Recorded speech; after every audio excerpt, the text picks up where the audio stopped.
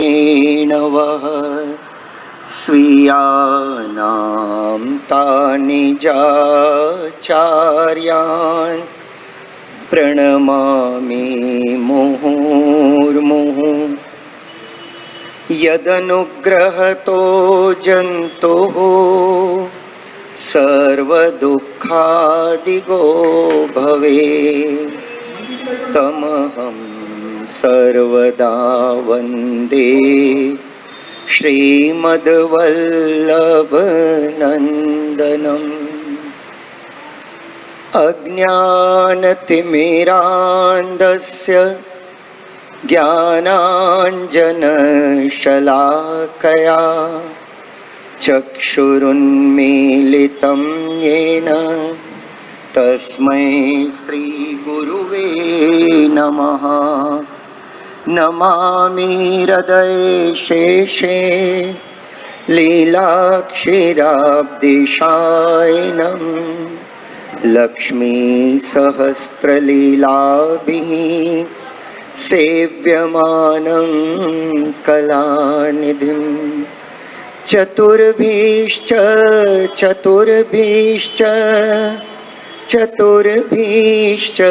त्रिभिस्तथा षड्भिर्विराजते योऽसौ पञ्चधारदये ममः।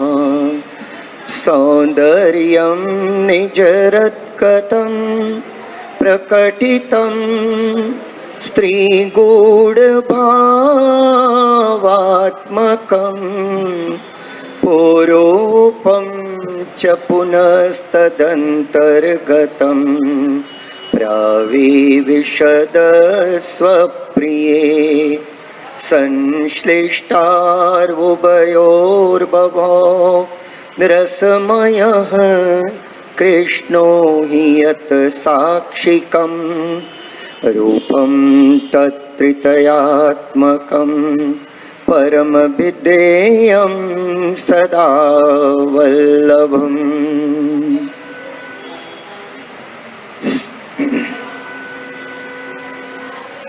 सायं कुञ्जालयस्थासनमुप विलसत स्वर्णपात्रं सुधातं राजदयज्ञोपरितं परितनुवसनं गौरमं भोजवक्त्रं प्राणानायम्यनासापुट नेतकरो कर्णराजद्विमुक्तं वन्देर्दोन्मिलिताक्षम् मृगमदतिलकं विठ्ठलेशं सुकेशं।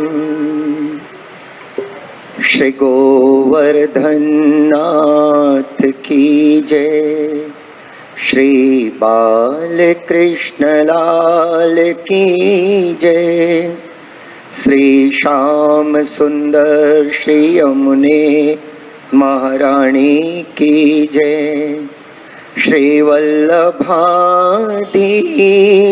की जय, श्री गोसाई जी परम दयाल की जय, श्री गुरुदेव की जय, सर्व वल्लभ कुल परिवार की जय। श्री हरिदास वर्य श्री गिरिराज गोवर्धन प्रभु के श्री युगल चरण कमल में दंडवत प्रणाम करते हुए आप सब महाप्रभु जी के कृपा पात्र वैष्णव के हृदय में विराजमान श्री महाप्रभु जी, गोसाई जी, श्रीनाथ जी, श्री यमुना जी, समस्त वल्लभ कुल परिवार व सर्व ब्रज भक्तन के श्री चरण कमलों में साष्टांग दंडवत प्रणाम। कल सर्वोत्तम जी के रसपान में अपन दर्शन कर रहे थे कि गोकुलनाथ जी महाराज ने मंगलाचरण किया था। सर्वोत्तम जी का जब टीका प्रारंभ की तो आपने मंगलाचरण किया। मंगलाचरण जैसे कल मैंने आपको मंगलाचरण का भाव बताया था कि जिनके स्मरण से अपना आचरण और अपना जीवन, अपना स्वभाव मंगलमय हो जाए, उसको मंगलाचरण कहते हैं। दूसरा, मंगलाचरण करने की जो अपनी यहाँ रीत है वो मुख्य रूप से ये है कि कार्य निर्विघ्न रूप से पूरा हो। ब्याह में भी मंगलाचरण किया जाता है, कोई भी मांगलिक कार्य में अपन मंगलाचरण करते हैं। तो इसलिए कि हम जो भी कार्य कर रहे हैं, बड़े ग्रंथ लेखन का कार्य हो या कहीं प्रवचन की बात हो, कहीं प्रभु के स्मरण की बात हो, हाँ कोई भी विषय हो, पर उस पर अपन मंगलाचरण करते हैं। माने अपने इष्ट देव, अपने गुरुदेव, जिनके प्रति अपने को पूर्ण पूज्य भाव है, उनको अपन वंदन करते हैं और उनके आशीर्वाद की और कृपा की आकांक्षा करते हैं कि जो कार्य प्रारंभ किया गया है उनकी कृपा से पूरा हो। ये भाव से मंगलाचरण है। तो कल अपन दर्शन कर रहे थे सर्वोत्तम जी की जब बृहत टीका श्री गोकुलनाथ जी महाराज ने प्रारंभ की, तो आपने सबसे पहले प्रथम श्लोक में मंगलाचरण किया, उसके बाद टीका प्रारंभ की। तो मंगलाचरण के अंदर का जो श्लोक है, नत्वा पितृ पदाम्बोज सर्वाविष्ट प्रदायकम, भाई इसमें अपन दर्शन कर रहे थे कि गोकुलनाथ जी महाराज अपने पूज्य पितृ चरण श्री गोसाई जी के चरण कमल में साष्टांग दंडवत प्रणाम कर रहे हैं। करते हुए आप ये महत्व बता रहे हैं कि श्री गोसाई जी के चरण कमल कैसे हैं, तो बोले सर्वाभिष्ट प्रदायकम, माने सर्व जो अपने को अभिष्ट है वो प्रदान करने वाले हैं, लौकिक अलौकिक, तो सब प्रकार का अपने को सुख प्रदान करते हैं, ऐसे गोसाई जी के चरण कमल हैं। और वैष्णव के हृदय के आदि भौतिक, आध्यात्मिक और आदि दैविक ताप, संताप, हाँ, और ऐसे सब प्रकार के दुखों का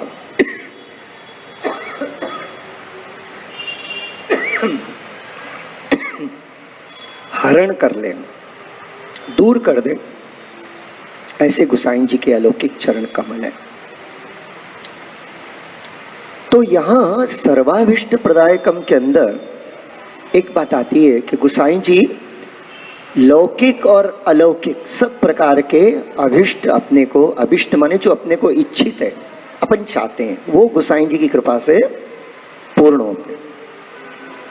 तो सामान्यतः भाई लौकिक सुख अपन भूतल पे क्या चाहते हैं, लौकिक सुख के रूप में स्त्री पुत्र धन, स्त्री पुत्र धन और आरोग्य आदि, ये अपन लौकिक सुख के रूप में एक एक्सपेक्टेशन रहता है अपना।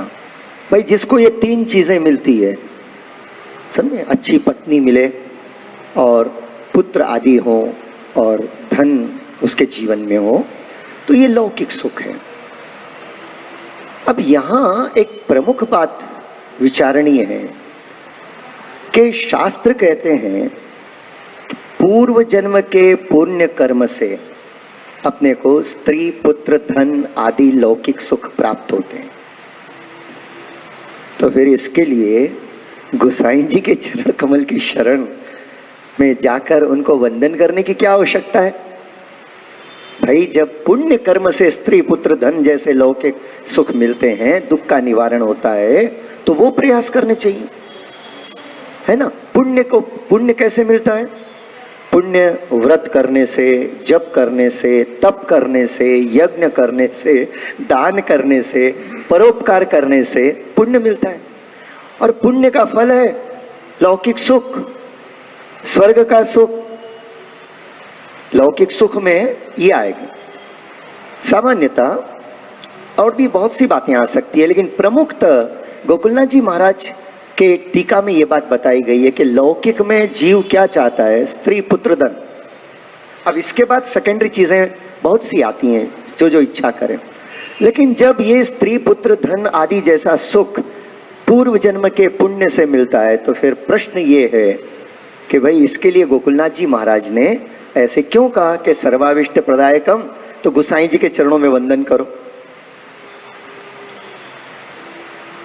तो इसका यहां बहुत सुंदर निरूपण श्री गोकुलनाथ जी महाराज स्वयं कर रहे हैं। देखिए, पूर्व जन्म के कर्म से माने सुंदर सत्कर्मों से पुण्य होता है और उनसे अपने को स्त्री पुत्र परिवार मिलता है। अब जो पुण्य कर्म से जो स्त्री मिलती है तो वो आवश्यक नहीं है कि हमेशा श्रेष्ठ हो। हाँ, वहां पर आपने ऐसा मैंने वर्णन किया है कि वो धर्म में सहायक हो, कोई जरूरी नहीं। वो अपना सुख चाहेगी, आपसे ब्याह करी है तो वो बोलेगी भाई मुझे सुखी करो, तुमने वरदान, तुमने वहां वर दिया है मेरे को, 7 वचन दिए, तो मैं जो चाहती हूँ वो करो। तो जरूरी नहीं कि वो आपके धर्म में आपका साथ दे। हो सकता है कि वो माने दुष्ट स्वभाव की भी हो, है, स्त्री है, धर्म में कोई सहयोग देना आवश्यक नहीं। सब आप जैसे महान थोड़ी हो गए नहीं, मैं ऐसे ही नहीं बोल रहा हूँ। मतलब देखो, आप तो भगवत भक्त हो, भगवत भक्त तो हिल मिल के प्रभु की सेवा के लिए ही रहते हैं। पर सामान्यता ऐसा अपन देखते हैं, कई लोग माथे को हाथ ला के बैठ जाते। क्यों? वो पूर्व चले तो ये पश्चिम चले दोनों की विचार एक जैसी होती नहीं है। तो ऐसा, और ऐसे ही पुत्र आज्ञा नहीं मानते, अपन एक बोलो वो दूसरा करते। तो ऐसे स्त्री पुत्र और परिवार जो मिल भी जाए तो इससे सुख नहीं मिलता। पुण्य कर्म से स्त्री पुत्र परिवार तो मिला, लेकिन उनका स्वभाव, उनके विचार, उनके व्यवहार ऐसे सुंदर मनोनुकूल नहीं है और अलौकिक भगवत धर्म में सहायक नहीं है, तो वो परिवार, वो स्त्री और वो पुत्र सुखदायी नहीं बल्कि दुखदायी हो जाते हैं। पुण्य कर्म किया, स्त्री मिली, पुत्र मिला और परिवार मिला, लेकिन वो सुख देने वाले हों आवश्यक नहीं। तो अब प्रश्न ये है, यहाँ गोकुलनाथ जी महाराज, प्रश्न नहीं जवाब ये है कि क्यों कहा कि सर्वाविष्ट प्रदायकम नत्वा पितृपदाम्भोज, कि पूज्य पितृ चरण के चरण कमल में वंदन करने से सर्व अभिष्ट प्राप्त हो जाते हैं। ऐसे इसलिए कहा कि जब गोसाई जी के चरण कमल में वंदन करने के बाद जो स्त्री पुत्र परिवार है वो गोसाई जी की कृपा से भगवती हो जाते हैं और वो भगवत धर्म में सहायक हो जाएं। आप उनको अगर कहो कि अपन ऐसा मनोरथ करें, चलो अपन चंपारण्य चलें, श्रीनाथ जी चलें, अपन गोकुल चलें, ब्रज चलें, हाँ चलो ना, चलेंगे। आपके सुंदर मनोरथ में उनका साथ मिलता है, परिवार का साथ मिलता है, पुत्र आदि, हाँ, आपके जीवन में सुख होए, भगवत धर्म बढ़े। बेटा आपने को गुरुदेव को पधराना है, हाँ पापा, हाँ मम्मी, मैं जाता हूँ, मैं गुरुदेव को पधरा के लाता हूँ। सोचो ऐसा बोलने से आपको कितनी प्रसन्नता होती है। ऐसा कब होता है कि गोसाई जी के चरण कमल में वंदन करके।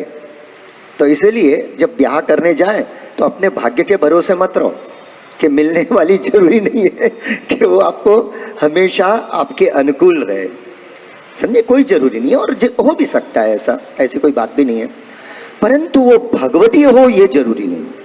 अगर वो ब्रह्म संबंधी नहीं है, और किसको मालूम भाई, पुष्टि के अंदर भी तो 10 प्रकार हैं।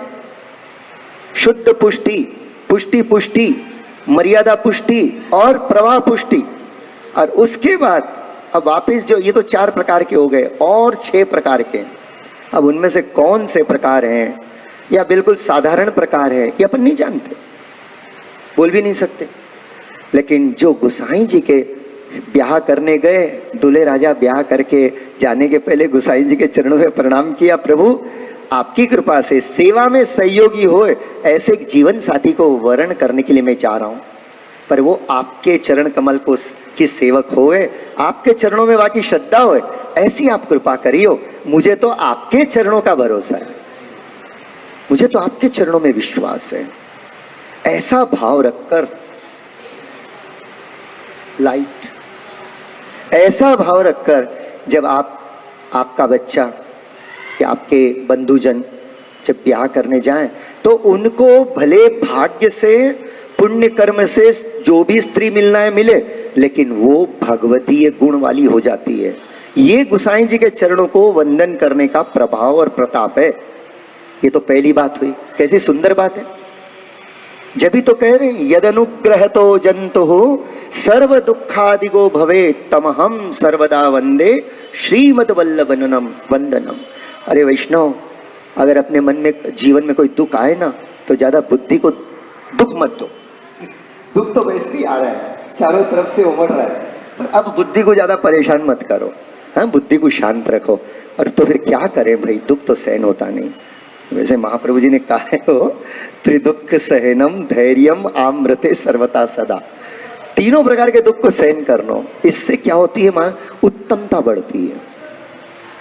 जितने तले जाओगे, जितने तपे जाओगे और मन में शांत रहकर श्री महाप्रभु जी गोसाई जी के चरणों का अपन आश्रय करेंगे, वंदन करेंगे, तो वो दुखों का स्पर्श हृदय को नहीं होगा। दुख के वातावरण तो रहेंगे पर हृदय को स्पर्श नहीं होगा। ये खास बात है।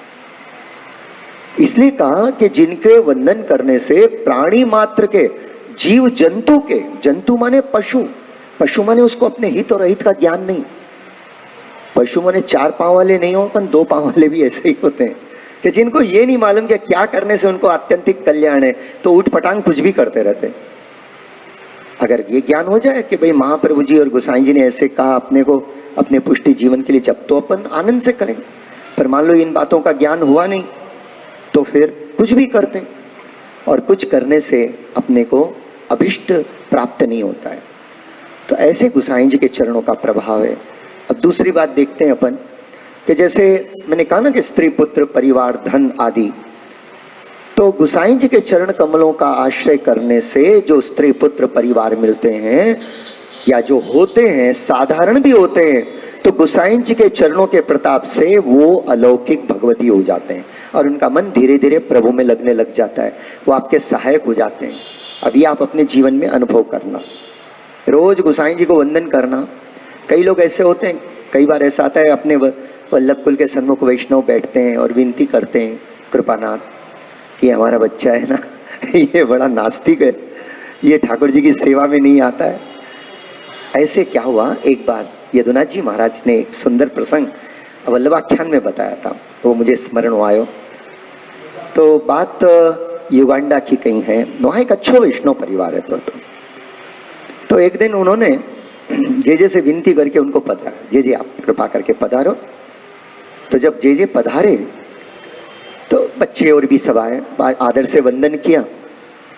तो उनको मौका मिल गया, उन्होंने महाराज श्री से कहा, देखो जे ये बच्चा आजकल नास्तिक हो गया, ये सेवा नहीं करता है ठाकुर जी की तो जे ने उस बच्चे को बुलाया, भाई भाव तो बड़ा अच्छा था उसका। तो उन्होंने बुलाया, क्यों भाई आपके पिताजी क्या बोल रहे हैं, ऐसे आप सेवा करते थे अब आजकल सेवा नहीं करते हो, ऐसे क्यों करते हो बेटा? कि आपको सेवा के प्रति कोई प्रकार की अप्रियता प्रकट होने का कोई कारण है? बोले जे ऐसी बात तो नहीं है कि आपके पिताजी आपको नास्तिक क्यों कह रहे हैं। बोले नहीं, ऐसी बात तो नहीं है, बात इतनी है कि पिताजी हमेशा मुझे बर्तन मांजने की सेवा देते हैं और वो मुझे पसंद नहीं है। बोले वो सेवा छोड़कर मैं कुछ भी करने को तैयार हूं। अब यदुनाथ जी महाराज पलटे उन पिताजी की तरफ, अरे भाई बोले देखो वो एक बात बोल रहे हैं उसको पसंद नहीं है, बाकी सब सेवा करने को तैयार है, और ऐसे पुत्र को, योग्य पुत्र को आप बोल रहे हो नास्तिक है, ये तो फिर आपकी भी सरासर ज्यादती है। देखो कभी कभी क्या होता है, सेवा में दुराग्रह नहीं करना, खास बात है, तुम प्रेम से करो, आपका प्रभाव खुद गिरेगा। कभी भी किसी को सेवा में डांटो मत। कितनी बार बोला, समझ में नहीं आता है, आता नहीं है सेवा के अंदर। सेवा अपने लिए हो, स्नेह पूर्वक करनी है, उसको डांट डपट करने के लिए नहीं। क्या होता है, धीरे धीरे इंप्रूवमेंट होता है, एक स्टेज से दूसरे स्टेज पे आते हैं। अरे जो कभी अभी तक कभी ठाकुर जी के सामने नहीं आते थे, आप घर में बैठ के माने सेवा करते थे, घंटी हिलाते हुए आरती करते, घंटी की आवाज आती थी, बच्चे यहाँ तक सोचते कितनी जल्दी इनकी घंटी बंद हो गई, उतना अच्छा है। ऐसे बच्चे अचानक ठाकुर जी की कृपा से ठाकुर जी के सन्मुख आवे और वंदन करें तो आपको अपने को बहुत खुशी होती है, बहुत प्रसन्नता होती है। हुआ कि नहीं इंप्रूवमेंट? पर देखो एक बात याद रखना, कभी भी शिकायत भरे लहजे से अगर आप अपने बच्चे को ठीक करना चाहोगे, प्रताड़ित करते हुए, दंड देते हुए, तो जगत का कोई बच्चा ज्यादा नहीं सुधरता है।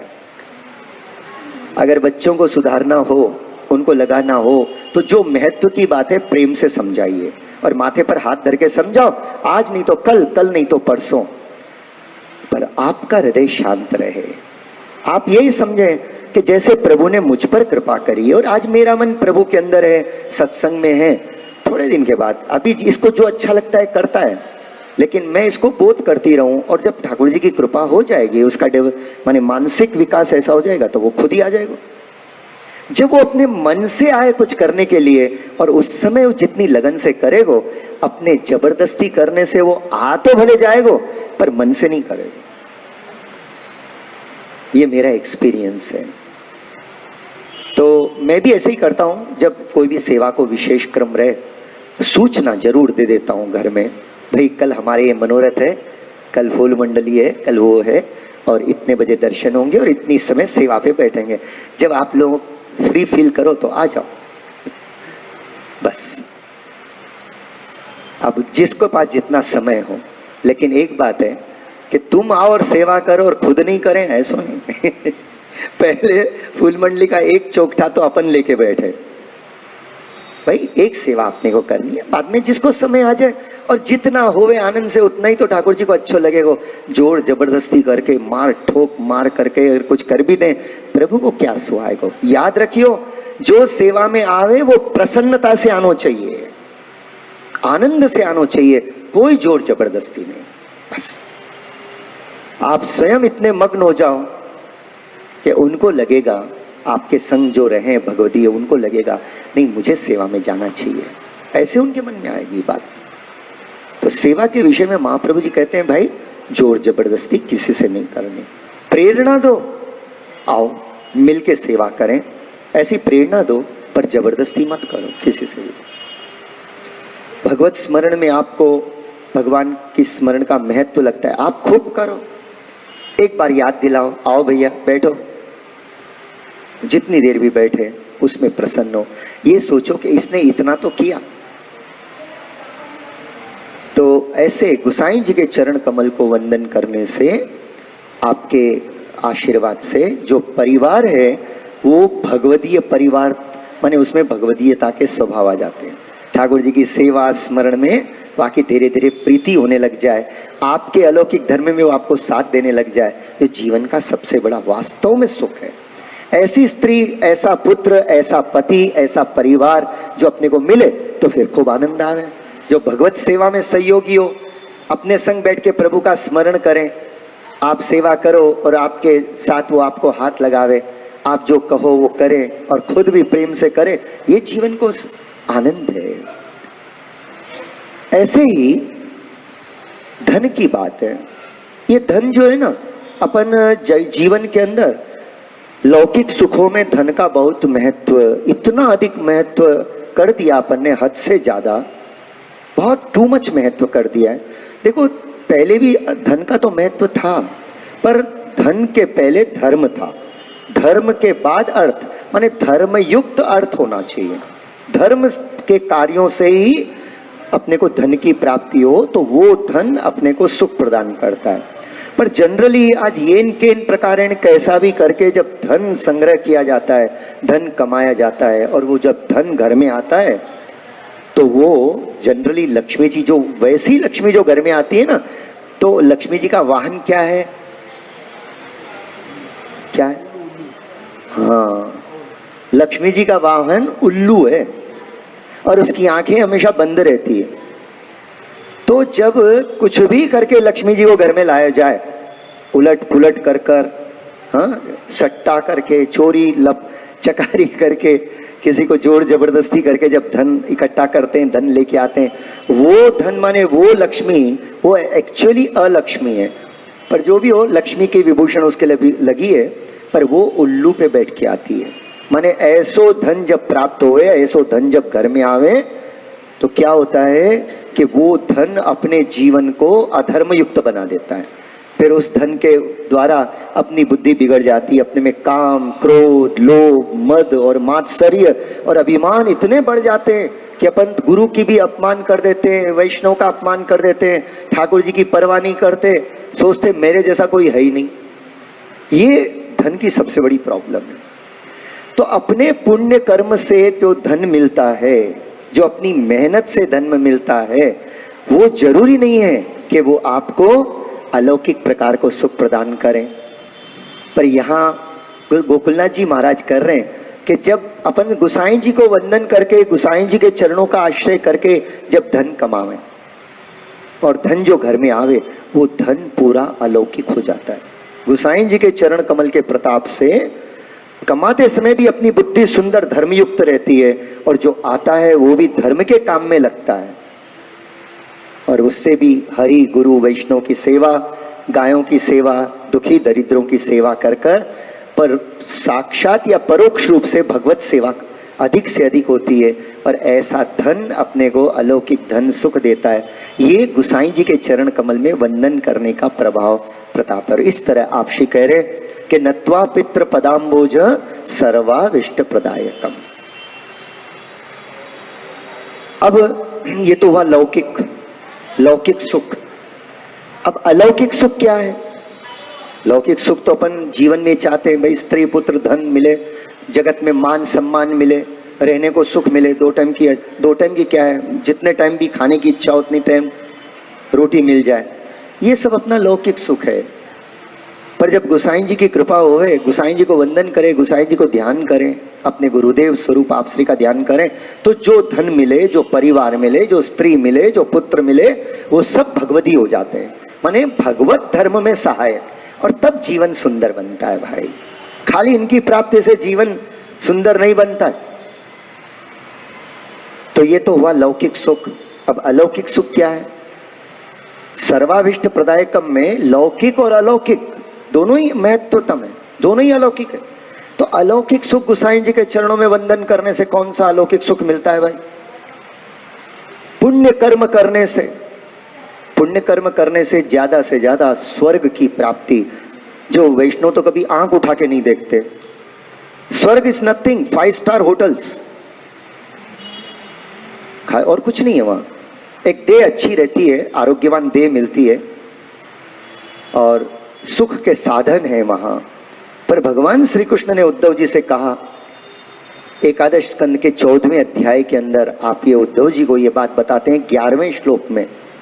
कहते हैं कि उद्धव, हालांकि वहां पर उनकी आयु कोई कम नहीं रहती है, 10,000 साल से मिनिमम 10,000 ईयर्स की आयु, कभी रोग धोग नहीं, कोई हॉस्पिटल जाना नहीं पड़ता है, सब अच्छे रहते हैं। साथ में टाइम पास के लिए एक अप्सरा भी रहती है और एक चलने फिरने घूमने फिरने के लिए विमान रहता है। वो विमान पे जिसके जैसे कर्म, ऐसी घंटियां उतनी घंटियां लगी रहती है। That is the sign of their पुण्य कर्मस। लेकिन बोले इतना सब सुख रहने के बाद भी वो वहां के लोग सुखी नहीं रहते हैं। उनको सबसे बड़ी प्रॉब्लम अपने से ज्यादा सुखी लोगों को देखकर, माने मात्सर्य दोष बहुत ज्यादा रहता है वहां पर, इसलिए बेचारे जीवन भर दुखी रहते हैं 10,000 साल तक। और उनको लगता है कि हम मनुष्य हमसे अच्छे हैं, 100 साल का जीवन। तो भाई स्वर्ग ये कोई ज्यादा, माने ये तो खाली शरीर के सुख की बात है। जैसे कोई व्यक्ति कहीं अच्छे 5 स्टार होटल में चले जाता है, पूरा टोटल एसी है। अभी गर्मी के दिनों में जहाँ कहीं अपन बाहर जाते हैं ना, तो सब ऐसी व्यवस्थाएं करके जाते हैं। चलो थोड़ी देर के लिए सुख मिलता है, ज्यादा जरा अपन इधर उधर रहते हैं उससे ज्यादा सुख मिलता है, उतना ही। लेकिन पुण्य कर्म से ही स्वर्ग मिलता है। कल अपने बाबा बता रहे थे कि भीमसेन का व्रत करो, निर्जला व्रत करो तो स्वर्ग मिलेगा। अब आप तो स्वर्ग से बहुत आगे निकल चुके हो, व्रत तो करते हैं अपन, लेकिन स्वर्ग की कामना से नहीं करते हैं अपने कोई प्रकार को, क्योंकि योग यज्ञ जप तप व्रत सो दुर्लभ सो ग्रह गोकुल ईश। अगर अपन समझते हैं कि व्रत करने से प्रभु मिलेंगे, प्रभु नहीं मिलते हैं। पुण्य कर्म, व्रत करने से पुण्य मिलता है, पुण्य से स्वर्ग का सुख मिलता है। और वही पुण्य कर्म अगर निष्काम भाव से करो तो वैकुंठ तक जा सकते हो, वैकुंठ तक, माने ब्रह्मानंद की प्राप्ति हो सकती है। विषयानंद से लेकर ब्रह्मानंद की प्राप्ति तक का सुख ये पुण्य कर्म प्रदान करते हैं, जो अपन भूतल पे करते हैं। माने जप तप व्रत यज्ञ परोपकार, ब्राह्मण भोजन गायन की सेवा, अगर इसको अपन लौकिक कामना से करते हैं तो फिर स्वर्ग की प्राप्ति, और अगर अलौकिक भाव से निष्काम भाव से कर कर प्रभु को अर्पण कर देते हैं तो फिर वैकुंठ लोक की प्राप्ति होती है। और 5 प्रकार की मुक्ति में से एक प्रकार की मुक्ति प्राप्त हुए। ये है पुण्य कर्म से मिलने वाले अलौकिक सुख, आइदर स्वर्ग या स्वर्ग के बाद के लोक, और last terminal point up to Vaikuntha अक्षर ब्रह्म तक, ये पुण्य कर्मों से प्राप्त होते हैं। अपन जो जगत में भूतल में पुण्य कर्म करते हैं, लेकिन इन पुण्य कर्मों से भगवत प्राप्ति नहीं होती। ये खास बात है। पुण्य कर्म से कभी भगवान नहीं मिलते हैं भाई। भगवान तो खुद करोड़ों पुण्य के पुंज सांवरे हैं, उनके तो सन्मुख होते ही करोड़ों पुण्य यों आपके जीवन के लेख में लिखे चले जाते हैं। तो पुण्य कर्म से पर प्रभु नहीं मिलते हैं, स्वरूपानंद नहीं मिलता है। गोसाई जी के चरणों में वंदन करने से नत्वा पितृ पदाम्बोज सर्वाविष्ट प्रदायकम। तो जब अपन गोसाई जी के चरणों में वंदन करते हैं तो उसके द्वारा जो अपने को अलौकिक सुख की प्राप्ति होती है, वो वैकुंठ से परे गोलोक आदिपति गोलोक धाम में जो विराजे, ऐसे नित्य लीला को सुख अपने को प्राप्त हुए। यहाँ से जब देह छूटे, और देह है जब तक नित्य यहीं पर उनका अनुभव होता है, ऐसा अलौकिक सुख जिसमें अपन प्रभु की सेवा कर सकते हैं, प्रभु की लीलाओं का अनुभव कर सकते हैं, प्रभु अपने स्वरूप का अपने को आनंद का अनुभव कराते हैं, और प्रभु की विविध प्रकार की लीलाओं के अपने को दर्शन होते रहे। ये गोसाई जी के चरण कमल में वंदन करने के प्रभाव से, कोई पुण्य कर्म से ये नहीं मिलने वाला। ना हम वैदेर न तपसा न ज्ञाने न चेज्जया। भगवान कहते न मैं वेदों से, न कोई ज्ञान से, न कोई तपस्याओं से, न कोई यज्ञों से मैं प्राप्त होता हूं। भक्त्वा तत्वनन्य शक्य अहमेवोम विदुर्जुन। मैं तो केवल अनन्य भक्ति से प्राप्त होता हूं। तो अनन्य भक्ति, भाई वो अनन्य भक्ति कैसे प्राप्त हो? चाहने से नहीं हो सकती। भगवान ने तो बोल दिया कितने अनन्य भक्त मिलेंगे, ढूंढने जाओ। अरे आज वैष्णव में भी दर्शन करें तो बहुत दुर्लभ होगी अनन्यता को। कोई न कोई प्रकार को अन्य आश्रय अपने जीवन में रहता ही, स्वयं अपनी देह का, नहीं तो और कोई स्वरूपन को, या कुछ नहीं तो अपने धन का। अन्य आश्रय वाले खाली कोई देवी देवताओं की बात नहीं है, कई बातों से जहां भगवान का आश्रय अपन छोड़कर या अविश्वास कर कर जब औरों का विश्वास ज्यादा करते, वो है अन्य का आश्रय। तो आज वैष्णवन में मिलना दुर्लभ हो गया, ऐसी दृढ़ता, ऐसी अनन्यता। अब अन्य की तो बात ही छोड़ दो। भगवान जो कहते हैं ना, भक्त्वा तदन्य शक्य अहमेवम विदुर्जुन। तो ऐसी अन्यता अपने में आए तो भगवत प्राप्ति होए, और वो अनन्यता बहुत दुर्लभ। यहाँ गोकुलनाथ जी महाराज बता रहे हैं कि जो गोसाई जी के चरण कमल में मैं वंदन करता हूँ, ताकि गोसाई जी लौकिक और अलौकिक, तो प्लीज ध्यान रखो, अलौकिक माने साक्षात भगवत संबंधी, माने साक्षात भगवान रूपी फल की प्राप्ति वो गोसाई जी के चरण कमल में वंदन करने से होती है। इसलिए गोकुलनाथ जी महाराज कहते हैं, मैं ऐसे पूज्य पितृ चरण स्वरूप श्री गोसाई जी के चरणों में वंदन करता हूँ, जो सर्व प्रकार के अभीष्ट प्रदान करते हैं। अब आगे आपने और एक बात बताई है दूसरी पंक्ति के अंदर, भाई मैं वंदन कर रहा हूं जो सर्वाभिष्ट प्रदायकम है, तो वंदन क्यों कर रहा हूं? मैं इसलिए वंदन कर रहा हूं, गोकुलनाथ जी महाराज विनती करते हैं कि गोसाई जी जो हैं साक्षात वेद की श्रुतियों की स्वामिनी है। तो आपको साक्षात प्रभु के स्वरूप का अनुभव है, और जो प्रभु हैं वही श्री महाप्रभु जी है। तो माने महाप्रभु जी के स्वरूप का अनुभव गोसाई जी को है, और गोसाई जी जो कृपा कर कर मेरे हृदय में प्रकट होकर मुझे जो महाप्रभु जी के स्वरूप का अनुभव करावें, तो ही मैं कुछ अनुभव कर सकता हूँ, रसानुभव कर सकता हूँ। और ये जो मैं टीका करने जा रहा हूँ, बृहद टीका गोकुलनाथ जी महाराज ने जो की है, तो वो कह रहे हैं कि मैं गोसाई जी के चरण कमल में वंदन कर कर ये बस ये स्तुति करता हूँ कि ये जो मैं टीका करने जा रहा हूँ, ये टीका निर्विघ्न और सुंदर प्रकार से पूर्ण हो। और ऐसे से गोसाई जी के चरणों में गोकुलनाथ जी महाराज ने इस श्लोक के द्वारा वर्णन किया। तो मैं सर्वोत्तम जी की बृहद टीका को गोसाई जी के प्रताप से, उन्हीं को वंदन करके उनके प्रताप से लिखने जा रहा हूँ। ऐसे कहकर आपने मंगलाचरण किया, और उसके बाद श्री गोकुलनाथ जी महाराज ने अपनी बृहद टीका के अंदर सर्वोत्तम जी के प्रथम श्लोक की टीका प्रारंभ करी। प्राकृत धर्मानाश्रयम् अप्राकृत निखिल धर्म रूपमिति निगम प्रतिपाद्यम यत्त क्षुद्ध साकृति स्तौमि। सर्वोत्तम जी का प्रथम श्लोक है।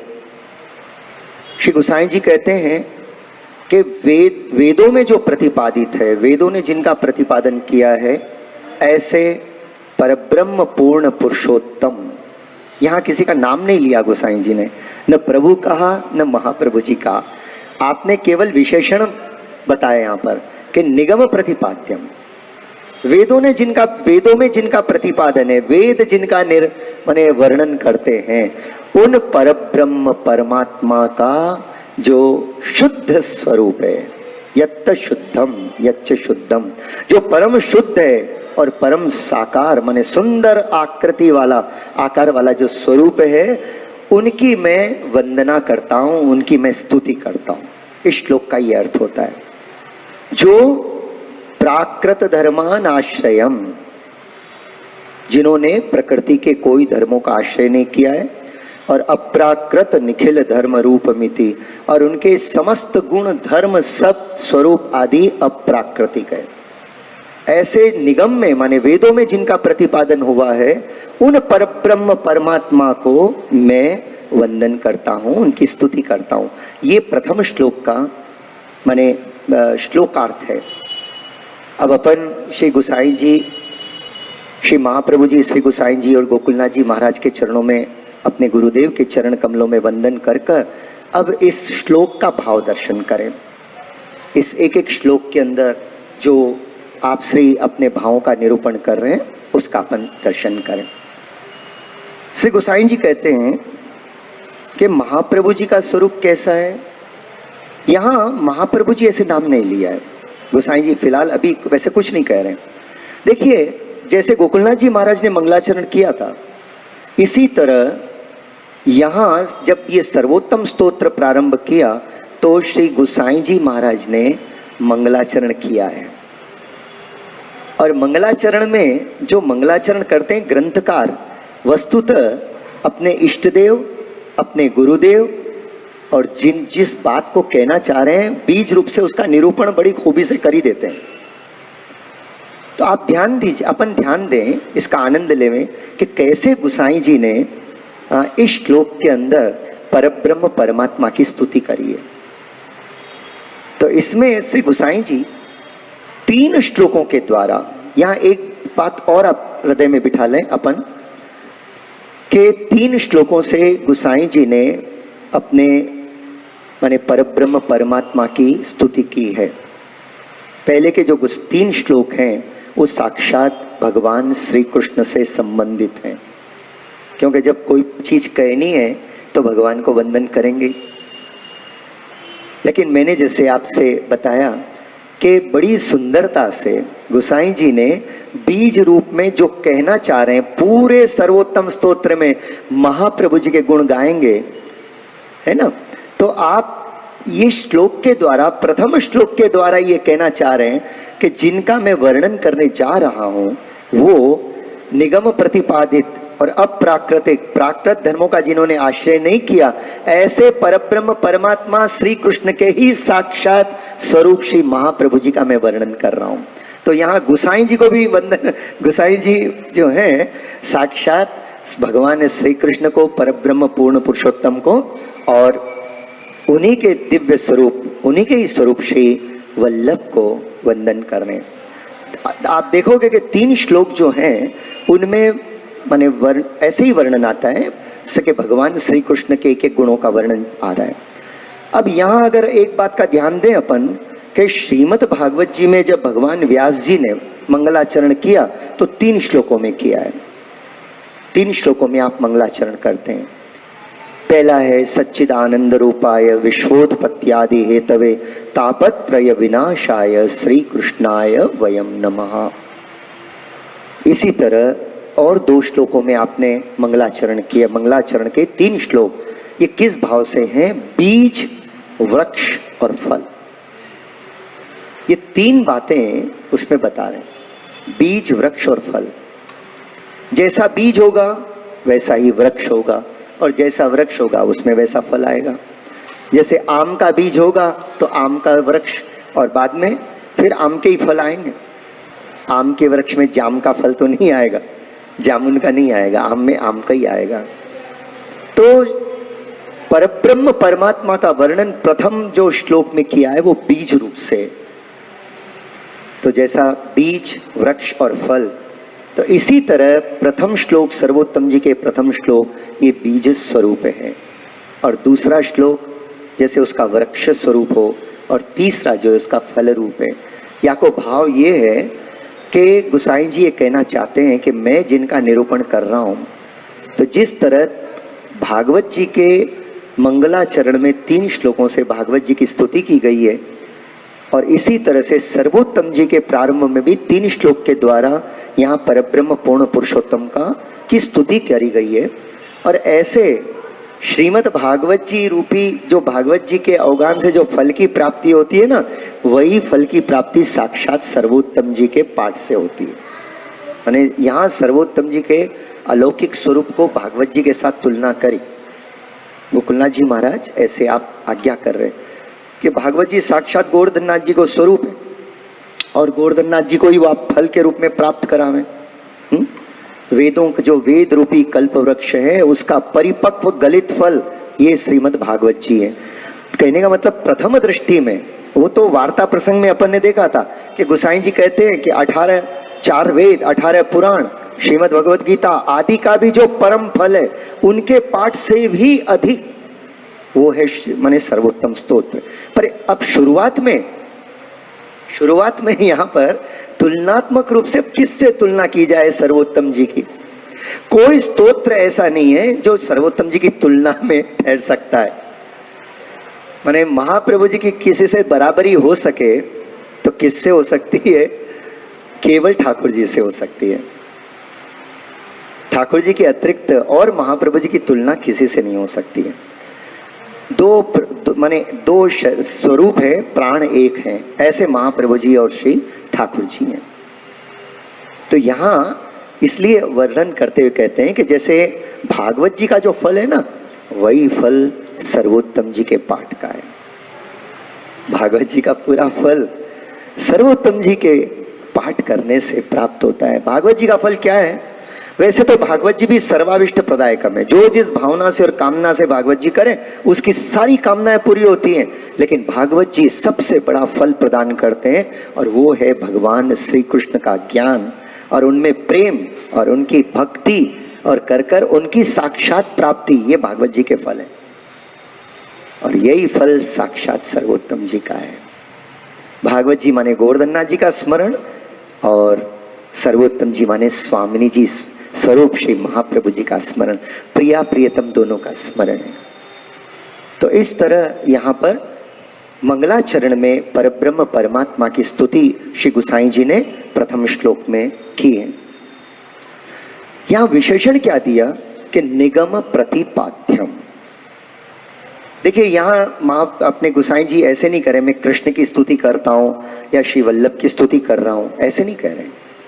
कहीं पर न तो महाप्रभु जी का नाम है न कोई गुसाई जी का नाम है, केवल परब्रह्म पूर्ण पुरुषोत्तम के अलौकिक 4 गुणों का वर्णन किया कि ये जो गुण का वर्णन किया, 4 गुण आगे आएंगे जिनका अपन चिंतन करेंगे गोकुलनाथ जी महाराज की कृपा से। प्राकृत धर्मानाश्रयम ये पहला, अप्राकृत निखिल धर्म रूप मिति ये दूसरा, तीसरा यत्त शुद्धम और साकृति। ये ऐसे जो 4 विशेष गुण जिनके हैं उनकी मैं स्तुति करता हूं, और ये 4 गुण केवल प्रभु में ही सिद्ध होते हैं, केवल महाप्रभु जी में ही सिद्ध होते हैं।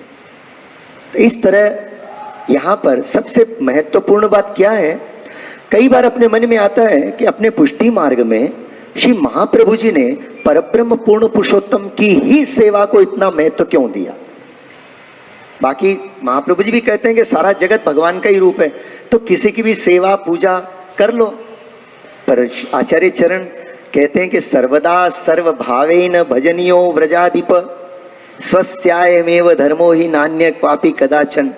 किसी भी समय किसी भी काल में एक शरणागत वैष्णव के लिए माने ब्रज के अधिपति की सेवा से अधिक कोई महत्वपूर्ण बात नहीं। तो प्रश्न उठता है कि परब्रह्म पूर्ण पुरुषोत्तम रसो वैसा श्री कृष्ण ही क्यों, उन्हीं की सेवा क्यों पधराई? उनके कितने स्वरूप हैं, उनकी सेवा पधरा देते ना।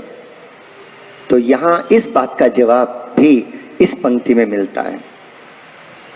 हाँ, तो अब जरा थोड़ा अपन समझें ये वेद क्या है। निगम प्रतिपाद्यम, जो पहला शब्द आ रहा है, जो शब्द आता है ना कि भाई किसका वर्णन कर रहा हूं, पूरे सर्वोत्तम जी में किसका वर्णन है? तो बोले वेदों में जिनका प्रतिपादन है। तो वेद में किन का प्रतिपादन है? इसलिए थोड़ा जरा दर्शन करें, यथा बुद्धि अपनी अल्प बुद्धि को लेके चलते हैं कि भाई ये वेद क्या है। हाँ, थोड़ा सा 5-1 मिनट उसका भी दर्शन करते हैं। देखो गोसाई जी कहते हैं निगम प्रतिपाद्यम, ये विशेषण है। किन स्वरूप के स्तुति कर रहे हैं? कौन सा स्वरूप माने प्रकृति के धर्मों को आश्रय नहीं किया? कौन वो स्वरूप है जिनके अंदर समस्त अप्राकृतिक धर्म गुण लक्षण विराज रहे हैं? ऐसा निगम में कौन से स्वरूप का प्रतिपादन हुआ है? हा? तो इन बातों को समझाने के लिए भाई निगम का क्यों इतना महत्व दिया, ये निगम माने क्या है? हाँ, इसलिए थोड़ा सा निगम के बारे में थोड़ा अपन समझें। ये निगम का शाब्दिक अर्थ है, अगर मोटा मोटा अर्थ समझ, निगम माने वेद, और निगम का संस्कृत माने संस्कृत का अर्थ होता है नितराम गमयति इति निगम, माने जो नाम रूप और लीला गुण के श्रवण से अपने को प्रभु के पास ले जाए, सीधी प्रभु तक ले जाए, उसको निगम कहते हैं।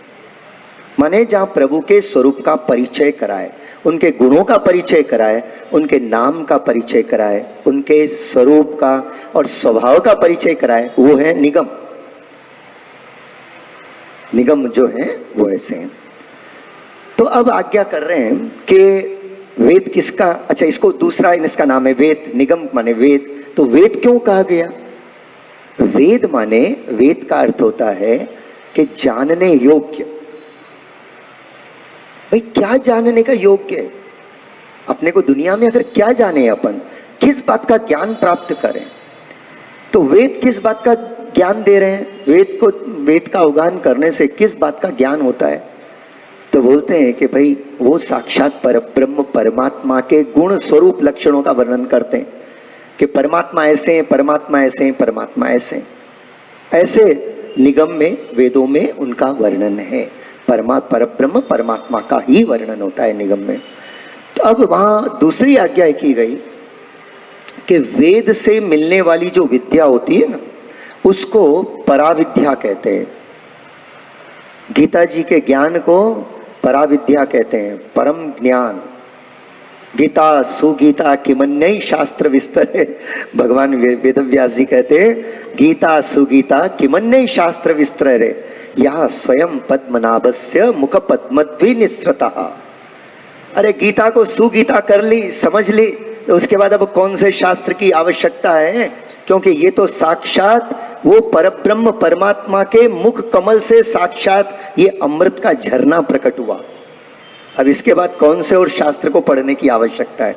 अगर किसी के ने गीता जी के कुछ श्लोकों का भी अवगाहन कर कर उनको हृदय में धारण कर लिया, तो उसने पूरे शास्त्रों का और सब वेदों का पठन कर लिया। ऐसे अपने यहाँ एक एक अलौकिक इतनी बातें महत्वपूर्ण है। तो वेद से मिलने वाला ज्ञान को पराज्ञान कहा जाता है, और इसी को अमृत विद्या कहते हैं। अमृत विद्या, पराज्ञान, पराविद्या, ये क्या है? भगवत संबंधी, परब्रह्म संबंधी जो ज्ञान अपने को प्राप्त होता है उसको पराज्ञान कहा जाता है। ऐसा पराज्ञान निगम के वाचन से प्राप्त होता है, निगम को पढ़ने से। अब वो भी 4 है। वेद 4 भागों में बांटे गए। व्यास जी ने वेदों को 4 भागों में बांटा। उसके बाद 4 उपवेद है। हाँ, 8 इनके जो हैं अंग होते हैं, और आरण्य ग्रंथ, ब्राह्मण ग्रंथ आदि सब मिलाकर, और उपनिषद, ये सब वेद साहित्य है। तो वेद शास्त्र में जिनका वर्णन किया गया वो परब्रह्म परमात्मा का वर्णन है। अब वेदों को शास्त्र क्यों कहते हैं? कि शास्त्र माने जिनमें प्रभु के स्वरूप का वर्णन होता है, माने उनको शास्त्र कहा गया। और दूसरी बात है कि माने जो शिस्त में रखें, जो अपने को शासन में रखें, वो शास्त्र। तो वेद परब्रह्म परमात्मा का अपने को ज्ञान कराते हैं। और दूसरी बात, वेदों में विधि और निषेध का वर्णन है, क्या करना चाहिए और क्या नहीं करना चाहिए।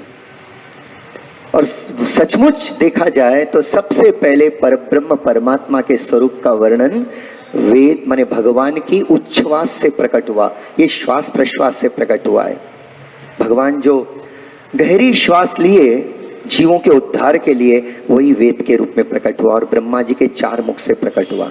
तो वेदों में वस्तुतः परब्रह्म का ही ज्ञान है, इसलिए वो अमृत विद्या है, पराविद्या है। पर ये जो वेद है ये ऐसे हैं कि बड़े बड़े ऋषि मुनियों को भी पूर्ण रूप से समझ में नहीं आ। अब ये वेदों की ये बड़ी समस्या है कि जिसको जितनी बुद्धि मिली वो अपनी बुद्धि के अनुसार इसका वर्णन करता है और इसको समझता है। भगवान श्री कृष्ण ने इस विषय में को उद्धव जी को समझाते हुए ऐसे कहते कि उद्धव, जगत में जितने भी प्राणी है ना, तो सबके अपने अपने अलग अलग गुणों के कारण सबकी बुद्धि अलग अलग होती है। तो मैंने जो बात वेद में बताई, भागवत धर्म में बताई, कि उसको मूल रूप में सब नहीं समझ पाए और जिसके समझ में जैसा आया वो उसका वर्णन ऐसे ही करने लग गया। तो कोई किसी बात को महत्व देते हैं, कोई किसी बात को महत्व देते हैं, पर मूल में अगर असली बात आत्म कल्याण की है तो वो भागवत धर्म की है। और बाकी दूसरी सारी बातें तो थोड़े बहुत पुण्य को प्राप्त करा सकती है, लेकिन भगवत प्राप्ति नहीं हो सकती। पर वो बात अब समझ में नहीं आई और भगवान ने कहा कुछ तो ऐसे हुए कि बिना जाने बूझे सोचे समझे पाखंड मतावलंबी हो गए और उनको उन्हीं बातों में महत्व लगता है, उनको प्रभु से कुछ लेना देना नहीं। भगवान ने कहा कि मैंने ये जो वेद है ना, तो इसमें कई प्रकार के अर्थ निकलते हैं और इसके कारण भले भले विद्वान भी मोहित हो जाते हैं। अब ये सब प्रभु की लीला है।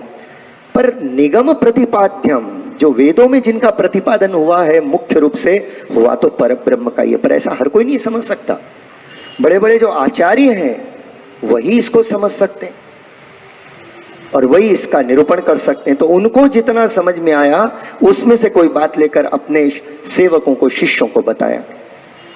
बाकी वेद की कई कई स्थितियां ऐसी हैं कि यहां पर वर्णन करते हैं कि शंकराचार्य जी जैसे जो साक्षात भगवान शंकर के अवतार हैं, उनकी बुद्धि भी चकरा गई। कब चकराई? जब वेद की श्रुतियों में 2 प्रकार की विरुद्ध बातों का वर्णन हुआ। मैं आपको बहुत संक्षिप्त में बता रहा हूं क्योंकि मैंने भी वेद के दर्शन नहीं किए। ये तो छोटी सी बात जो अपने को कितना ध्यान में रखना है।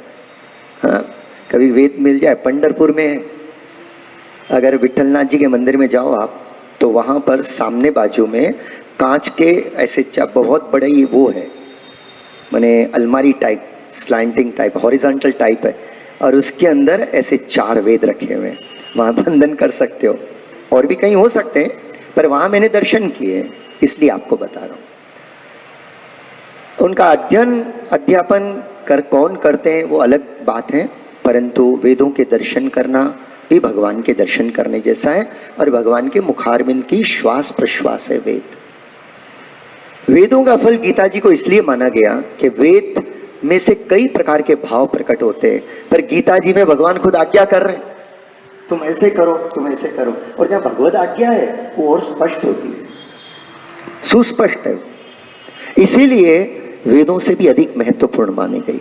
और वही भागवत जी में तो प्रभु साक्षात प्रकट होकर लीला करके बता रहे, इसलिए भागवत जी सबका फल माना गया है।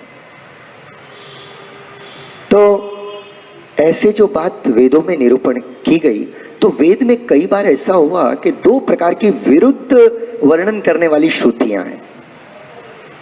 जैसे उदाहरण के रूप से एक श्रुति कहती है कि वो परब्रह्म परमात्मा कैसा है, तो बोले वो साकार है, सगुण है, साकार है। तो दूसरी श्रुति कहती है कि वो परब्रह्म परमात्मा निराकार है और निर्गुण है। बिल्कुल विरुद्ध बात है। अब ऐसी जब विरुद्ध बात की श्रुतियां सामने आई तो शंकराचार्य जैसे भी भ्रमित हुए कि आखिर इसमें कौन सी बात सत्य है, इसमें कौन सी बात सत्य हो सकती है। तो ऐसा नहीं कि वेद पढ़ते ही अपने को सब समझ में आ जाए, और कई लोग इसमें चकरा गए कि इन बातों का समन्वय कैसे हो। तो जब श्री आचार्य चरण साक्षात परब्रह्म परमात्मा खुद प्रकट हुए, तब उन्होंने कहा कि वेद की जो दोनों प्रकार की श्रुतियां हैं दोनों ही सत्य है, और वो परमात्मा का निरूपण दोनों ही पूर्ण रूप से कर रहे हैं, और उनका दोनों का निरूपण ही परमात्मा का, परब्रह्म परमात्मा का पूर्ण स्वरूप का निरूपण है। दोनों ही सत्य है। तो विचार आया कि दो सत्य कैसे हो सकते हैं, एक बोलता है दिन और दूसरी बोलता है रात, तो भाई या तो रात है या दिन है, पर ये कैसे हो सकता है। तो वहां श्रीमद् आचार्य चरण बहुत सुंदर प्रकार से आपने समझाया कि वेद जो है ना, वेदों का जो ज्ञान है उसका अध्ययन करने वाली जो वेद की श्रुतियां आदि हैं वो दो प्रकार की है। एक तो है ज्ञान प्रधान और दूसरी है प्रेम प्रधान। तो जो ज्ञान प्रधान श्रुतियां थी वो उनको परब्रह्म परमात्मा का ऐसा वर्णन हुआ कि वो निराकार है, निर्गुण है, शुद्ध है, अविनाशी, वैसे वर्णन करती। और जो प्रेम की श्रुतियां थी तो वो जो भाव भरी श्रुतियां थी, प्रेम भाव से भरी हुई थी, उनको परमात्मा का ऐसा अनुभव हुआ कि परमात्मा सुंदर है, साकार है, हाँ, और अलौकिक धर्मों से, अलौकिक लक्षणों से युक्त है, ऐसे उनको वर्णन हुआ, ऐसा अनुभव हुआ। तो जिन वेद की श्रुतियों को परमात्मा का निर्गुण निराकार का अनुभव हुआ लेकिन सगुण साकार का अनुभव नहीं हुआ, तो उन श्रुतियों ने प्रभु से विनती करी कि प्रभु हमको आपके सगुण साकार स्वरूप के भी अनुभव हो। तो उन्होंने कहा इसका अनुभव करना हो तो तुम सारस्वत कल्प में ब्रज में प्रकट हो गोपी बनकर।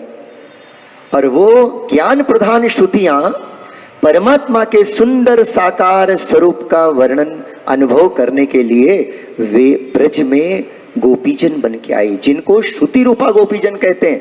और ये आप जो गोसाई जी हैं, इन्हीं श्रुति रूपा गोपीजनों की स्वामिनी है।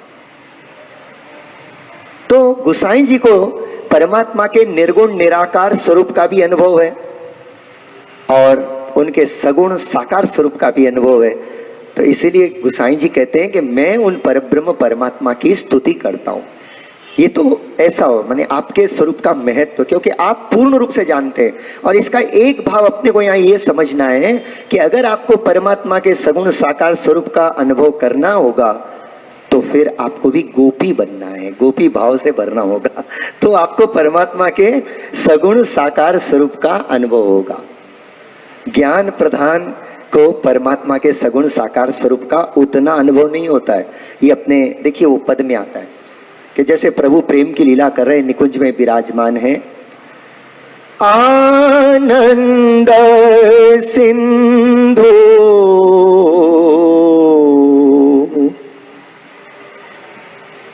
आनंद सिंधु बढ़ो हरितन में, आनंद सिंधु बढ़ो हरितन में, राधा मुख पूरण शशि निरखत, राधा मुख पूरण शशि,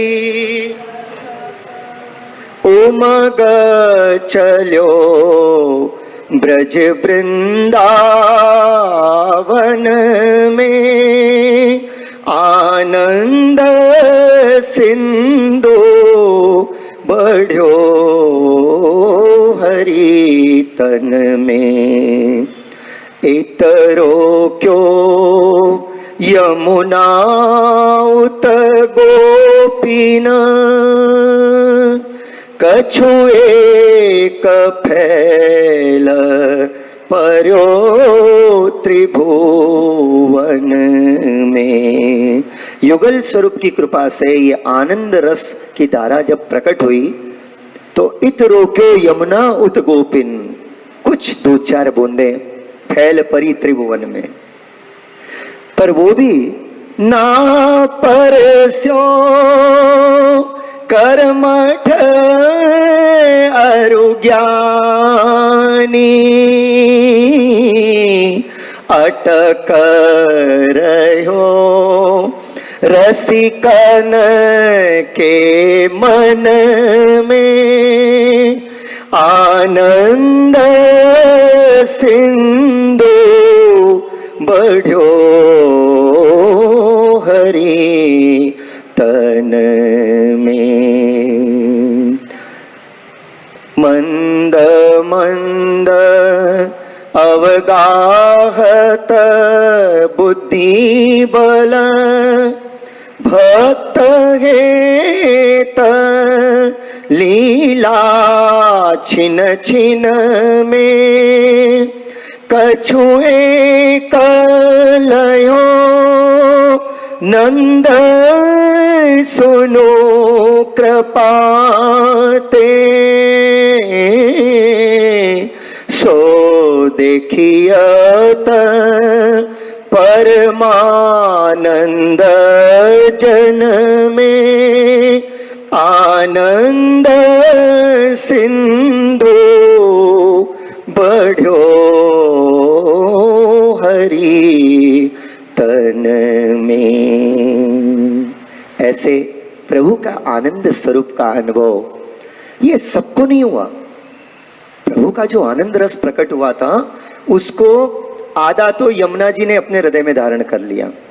स्वामी जी के कृपा से, स्वामी जी के दर्शन करते ही ठाकुर जी के हृदय से साक्षात ये पुष्टि रस माने परमानंद रस प्रकट हुआ और इसको आधा तो यमुना जी ने धारण कर लिया और बाकी के आधे में सब गोपी जन आ गई, उसमें आप भी हो।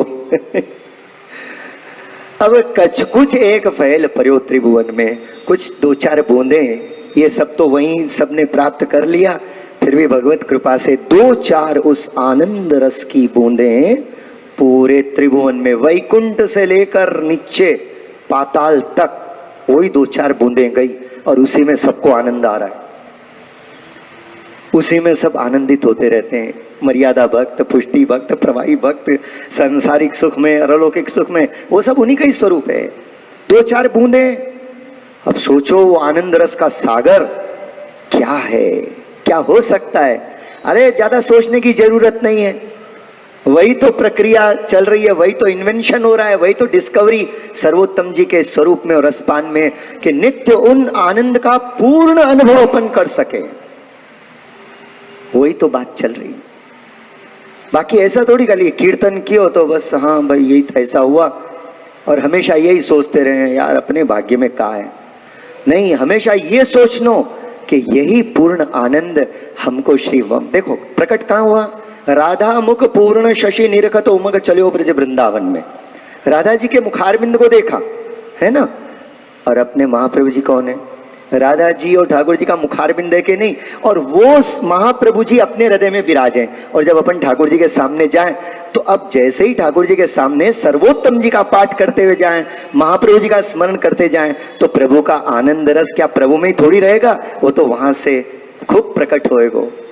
और फिर बाजू यमुना जी झारी जी के रूप में विराज रही हैं, वो भी अपने को ही देने वाली है, हाँ? और इधर गोसाई जी है, वो भी अपने को देने वाले हैं। सब वेत्र के रूप में, वेणु के रूप में गोसाई जी विराज रहे ना, दक्षिण भाग स्वामिनी, वाम भाग स्वामिनी, सब चारों स्वामिनी अपने नित्य सेवा में विराजती है। और ठाकुर जी के जब अपन महाप्रभु जी को यहाँ हृदय में रख के ठाकुर जी के सामने जाएं तो जो भगवद रस आनंद रस प्रकट होता है, तो वो आनंद का अनुभव वही का वही होता है जो सारस्वत कल्प में गोपीजन किया करती थी। साक्षात वही सुधा, वही आनंद का दान करने के लिए श्री महाप्रभु जी पधारे और आज तक दान कर रहे हैं। पर ये अपने को विश्वास होना चाहिए और थोड़ी सी ऐसी पात्रता, थोड़ी पात्रता होनी है अपने को। पात्रता माने और कुछ नहीं, श्रद्धा, विशुद्ध बुद्धि और दृढ़ विश्वास। जैसे हरिराई चरण महाप्रभु जी को दर्शन हुए, जैसे मधुसूदन दास जी को दर्शन हुए, ऋषिकेश दलाल जी को दर्शन हुए, ताराचंद जी को दर्शन हुए, दामोदर दास जी हरसानी जी को दर्शन होते हैं, कई वैष्णव को दर्शन होते हैं, ऐसे मेरे महाप्रभु जी के दर्शन, मेरे गुरुदेव के दर्शन मुझे भी होंगे, निश्चित होंगे, ऐसो विश्वास रहना। और एक बात है, मन सदा प्रफुल्ल रहना चाहिए, प्रसन्न रहना चाहिए।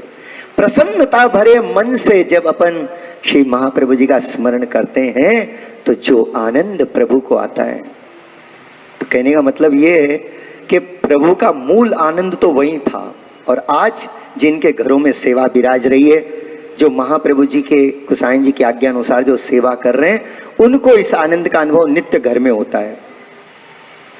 हाँ, उनको भी नित्य आनंद का अनुभव होता है।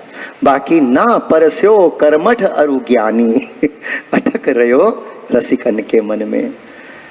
कर्म योग और ज्ञान योग प्रभु तक लेके तो जाते हैं, पर बहुत चक्कर है, क्योंकि जो दृढ़ ज्ञान और वैराग्य अपने जीवन में होना चाहिए आज बहुत कठिन है।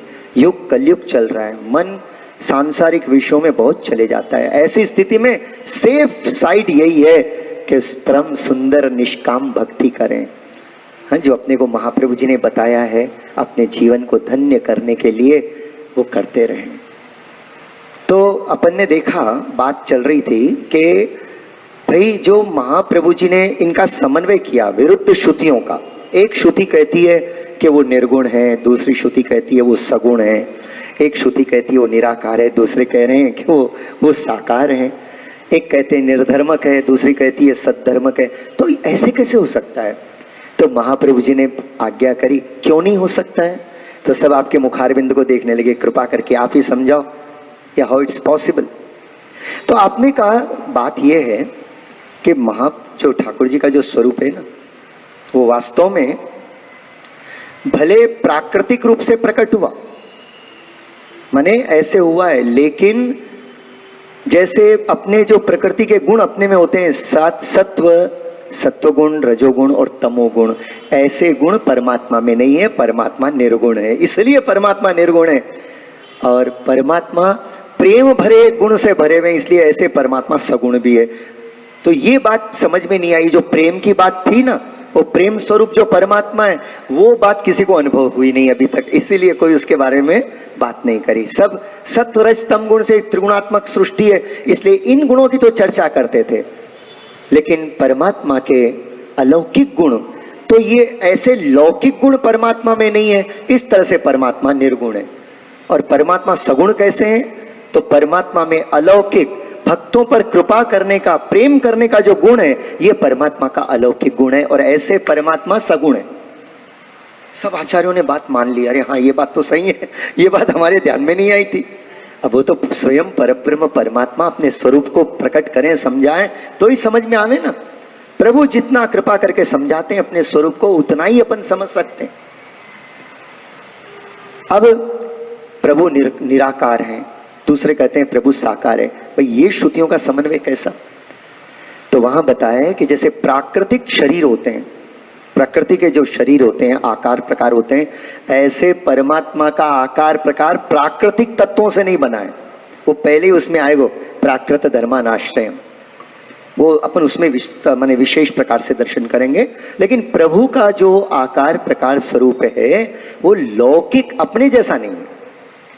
जैसे अपना जो स्वरूप है, अपन जानते हैं अपने स्वरूप में क्या है, अपने को खबर है ना, बहुत साधारण है अपना शरीर। हाड़ मांस लोई चाम न जाने क्या क्या कचरे भरे हुए हैं अपने शरीर में, ये सब मालूम है अपने को। अपना शरीर प्राकृतिक है, साधारण है, हाँ। लेकिन परमात्मा का स्वरूप ऐसे शरीर वाला, ऐसे आकार वाला नहीं है, इसीलिए परमात्मा निराकार है। लेकिन परमात्मा साकार है, माने परमात्मा के स्वरूप में अपने जैसे तत्व नहीं होते हैं। परमात्मा के स्वरूप में केवल आनंद मात्र कर पाद मुख उदर आदि, परमात्मा के स्वरूप के रोम रोम में केवल आनंद ही आनंद भरा हुआ है। ऐसे अलौकिक परमात्मा का स्वरूप साकार है। सबको आनंद हुआ, अरे हाँ परमात्मा निराकार इस रूप में, लौकिक रूप से परमात्मा निराकार है और अलौकिक रूप से परमात्मा साकार है। निर्धर्मक और सद्धर्मक, तो परमात्मा के कोई लौकिक गुण नहीं है। जैसे लौकिक जीवों के गुण होते हैं, ऐसे परमात्मा में कोई लौकिक गुण, लौकिक स्वभाव ऐसा नहीं है। तो इस तरह से वो निर्गुण है। लेकिन अपने भक्तों पर कृपा करना, भक्तों को प्रेम प्रदान करना, भक्तों के मनोरथ पूरे करना, उनके दुखों को निवृत्त करना और उनको परम आनंद की प्राप्ति कराना, हाँ, सदा उनको अपने अमृत स्वरूप का दान करना, परमात्मा ऐसे अलौकिक स्वरूप से करते हैं। तो ऐसे अलौकिक गुण परमात्मा में, इस तरह से महाप्रभु जी ने कहा परमात्मा विरुद्ध धर्माश्रयी है, इसलिए विरुद्ध प्रकार की श्रुतियां उन्हीं एकमात्र परब्रह्म परमात्मा का वर्णन करती है। ऐसे निगम में जिनका वर्णन किया गया, उन परमात्मा का वर्णन किया गया, तो गोसाई जी कह रहे हैं मैं उन्हीं की स्तुति कर रहा हूं। गोसाई जी कह रहे हैं जो परब्रह्म परमात्मा का वर्णन निगम में किया गया, क्योंकि वेद शास्त्र जो परमात्मा का वर्णन करते हैं उसमें सबसे पहला नंबर वेद शास्त्रों का है। तो वेद में जो किया गया वो मूर्धन्य माना गया है, सबसे सर्वोपरि सर्वोच्च बात मानी गई और वो सर्वमान्य है। वेद में से कोई भी बात प्रकट होती है, उसको कोई आचार्य कोई विद्वान ये बोल ही नहीं सकता मैं नहीं मानता। अगर वो नहीं मानता है, वो कहता है तो वो नास्तिक है, सीधी सी बात है, उसको ये लेबल लगेगा ही। और अगर वेद की कोई बात मानते हैं, वेद में जो लिखा है भले समझ में नहीं आई अपने को वो बात अलग है, लेकिन वेद में जो वर्णन किया गया है और ऐसे अगर मानते हैं तो वो आस्तिक है, माने प्रभु को एटलीस्ट प्रभु से जानने की इच्छा रखने वाले हैं। भले अभी नहीं जान रहे हैं प्रभु को, दैट्स डिफरेंट थिंग, लेकिन परमात्मा को जानने की तो जिज्ञासा है उनके अंदर। तो वेद जो कहता है वो सर्वोच्च है। देखो महाप्रभु जी का आगे नाम आएगा वेद पारग, और ऐसे वेद में महाप्रभु जी पारंगत है। और इसीलिए महाप्रभु जी ने जो बताया कृष्ण सेवा सदा कार्या मानसी सा परामता, ये महाप्रभु जी बता सकते हैं, क्योंकि महाप्रभु जी साकार निराकार निर्गुण सगुण सब बातों को अच्छी तरह से जानते हैं और सब अनुभव है, सब आप ही का ही स्वरूप है। तो आपने ये बताया कि जीव का परम कल्याण किसमें। अगर यहाँ मैं आपको आज एक रेफरेंस और देता हूँ कि जब आप भागवत जी का प्रथम स्कंद अपने प्रथम भाग चालू करो तो तृतीय स्कंद में भगवान कपिल देव जी जहां अपनी मां को, मातृ चरण को भगवत स्वरूप का ज्ञान प्रदान करना प्रारंभ करते हैं, और वो है 25वां अध्याय। आप चाहो तो आज उस अध्याय का आनंद ले सकते हो, आज कल परसों कभी भी। तो उसमें बहुत सुंदर सुंदर रूप से भगवान कपिल देव जी बताते, और वहां बताते मां के सबसे सुंदर बात यही है कि जब ये जीव का मन ही बंधन का कारण है और जीव का मन ही उसके मुक्ति का कारण है। मन से ही बंधता है और मन से ही छूटता है। और फिर आपने कहा जिसका मन मुझ में लगा रहता है, अनन्य भाव से अनन्य रूप से जिसका मन मुझ में लगा है, सदा जो मेरा चिंतन करते रहता है, हाँ, और भक्तों के संग बैठकर मेरी लीला कथाओं का श्रवण कथन कीर्तन गुणगान करता है, उसके हृदय में कभी भी दुख का स्पर्श नहीं हो सकता। वो संसार के दुख उसके हृदय को स्पर्श ही नहीं कर सकते। ये तो मैंने कुछ संक्षिप्त थोड़ी सी बात बताई, पर आप पूरा अध्याय जरूर बांचो, है आपके घर में भागवत जी विराज रही हैं सबके। तो तीसरा स्कंद, तीसरे स्कंद का 25वां अध्याय लिख लो 25, नहीं तो फिर 26 27 28 देखोगे और 2 दिन के बाद आके बोलोगे मैंने बहुत देखा मिला ही नहीं। 25वां अध्याय।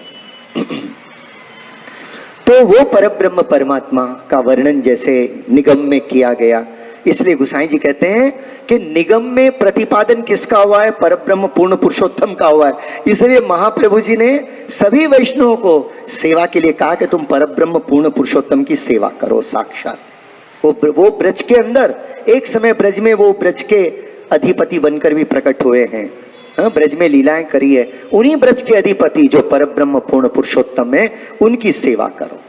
महाप्रभु जी चाहते ही नहीं कि कहीं कोई अंश रूप हो, कोई कला रूप हो, कोई विभूति रूप हो। महाप्रभु जी मानते हैं कि ये सब भगवान के रूप है, लेकिन महाप्रभु जी ये कहना चाहते हैं कि मैं चाहता हूं कि तुम कला अंश विभूति का सबका सम्मान करो, लेकिन सेवा परब्रह्म पूर्ण पुरुषोत्तम की करो, ताकि पूरे का पूरा लाभ तत्काल आपको मिल जाए।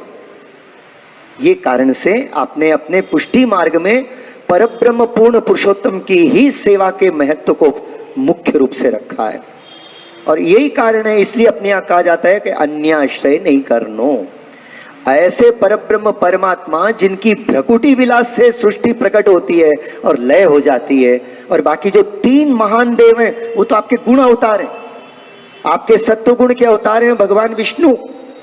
आपके रजोगुण के अवतार है भगवान ब्रह्मा, आपके तमोगुण के अवतार है भगवान शिव।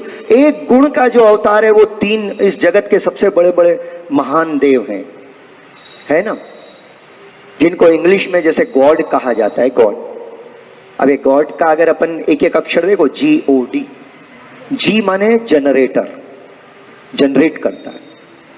अब जनरेट कौन करता है इस सृष्टि को? ब्रह्मा जी। तो एक महादेव आ गए जनरेट करने वाले, ब्रह्मा जी। तो ब्रह्मा जी का शॉर्ट फॉर्म, जनरेटर का शॉर्ट फॉर्म है जी। दूसरा, इसका एडमिनिस्ट्रेशन करना, ऑर्गेनाइज करना, पालन पोषण करना, वो करते हैं विष्णु जी, तो वो है ऑर्गेनाइजर। तो ऑर्गेनाइजर का O, GO। और तीसरे हैं भगवान शिव, जो चीज आउटडेटेड हो जाती है उसको डिस्ट्रक्ट करना, फिर नव निर्माण में ताकि हेल्प मिले प्रभु को, तो डिस्ट्रक्ट करने वाले हैं भगवान शिव। तो डिस्ट्रक्टर का पहला अक्षर है D। तो अब क्या हुआ? GOD, God. तो जितने भी अन्य संप्रदाय वाले गॉड आदि कहते हैं ना, ईश्वर, वो तो भगवान के तीन गुणों की उपासना करते हैं, तीन में से भी एक के गुणों की उपासना। वो भी कृपा है, उन पर प्रभु की कृपा है, सब कृपा पात्र है प्रभु के। पर विचार करो, आपको कितना अलौकिक सुख सौभाग्य मिला है।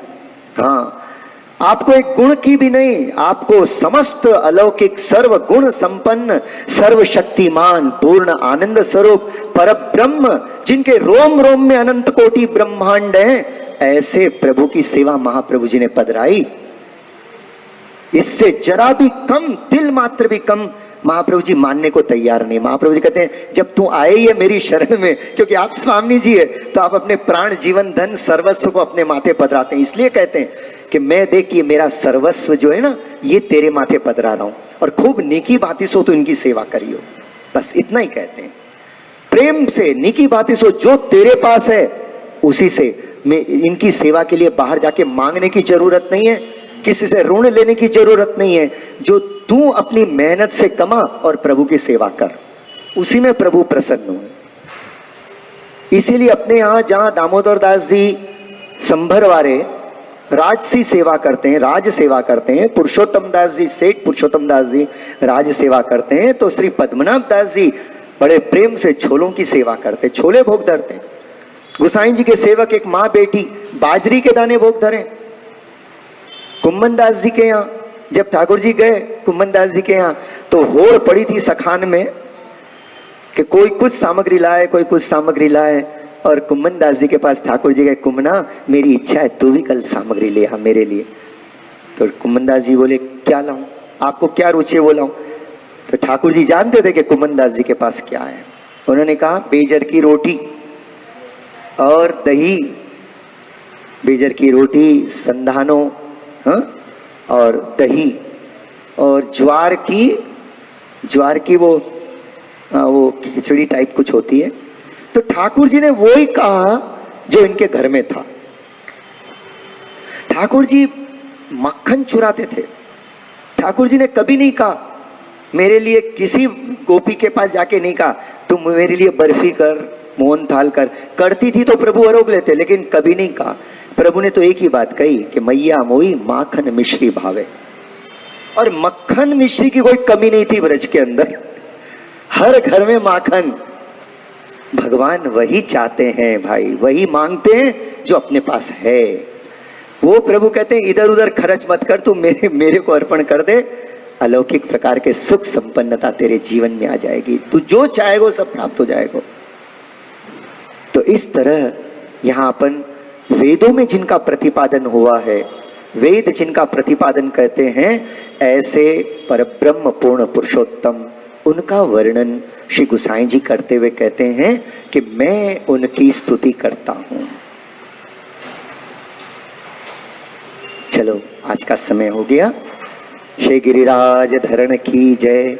अब यहां से स्तुति प्रारंभ करते हैं श्री गुसाई जी 4 गुणों के द्वारा। पहला, सर्वोत्तम जी की पहली पंक्ति है, प्राकृत धर्मानाश्रयम। दूसरी है, अप्राकृत निखिल धर्म रूपमिति, और इनका दर्शन अपन कल करेंगे। श्री वल्लभाधीश की जय।